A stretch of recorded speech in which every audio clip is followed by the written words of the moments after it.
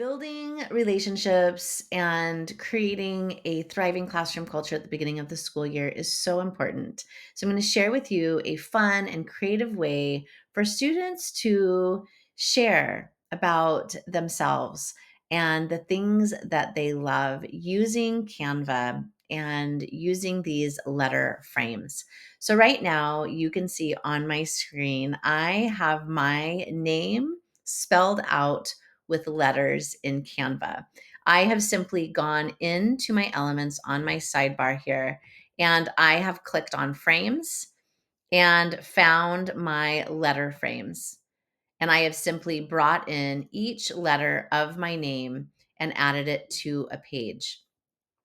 So, what I am going to do now is I am going to show you how I am bringing in some things that I love and dropping them into my letters. And I can drop either photos or videos into these letter frames. So I love the beach. And so I'm going to add a picture of the beach here. I love books. And so I'm going to add a picture of the books to my letter I. I also really do love ice cream. So let's see if I can find a video this time of ice cream. Here's one that looks like maybe it's gelato. Oh, I love gelato. So I'm going to add that there. And then for this last one, I live in Oregon. So let's see if we can find a video of Oregon. This looks like a picture of the mountains that surround the valley that I live. So I'm going to go ahead and drop that video in here. So now in those letter frames, I've dropped things that I love and I'm able to share a little bit about myself. So, for an activity like this, what you're going to want to do is bring every student into the same slide deck and you're going to create a page for them. To do that, I am simply going to just create a page and duplicate it a number of times so that I have one for every student in my class. Now you're going to notice here on this page, you can see my name. And the way that I added my name was I simply went to these three little dots and on the top here, I just typed my name. So every student can type their name here. Now, if you are in the scrolling view in Canva, and I can change to the scrolling view by clicking on this button, I can add my name to the top. So I can simply type my name in there. And now when I go back to my thumbnail view, I can see my name. If I go into my grid view, I can see the names at the bottom of each of these pages as well. And that makes it really nice when you are having students all come into a design together. You can see students working in real time. So this really allows me to walk around the room with a device with this grid view up and gravitate to those students that might need that additional support and help. And so it's really a great way just to kind of keep your eyes on all the things that are happening within your room as students are designing. Now, when I bring them into this design, I'm going to go up to share and I'm going to make sure this is on anyone with a link can edit. I'm going to copy that link and I'm going to share it with my students. However, I would share links with students. Maybe that's through your learning management system. Maybe it's somewhere else, but that is how you're going to create that link. When students pop into this design, you're going to see them appear up here on the top and then they are going to be able to move to these various pages.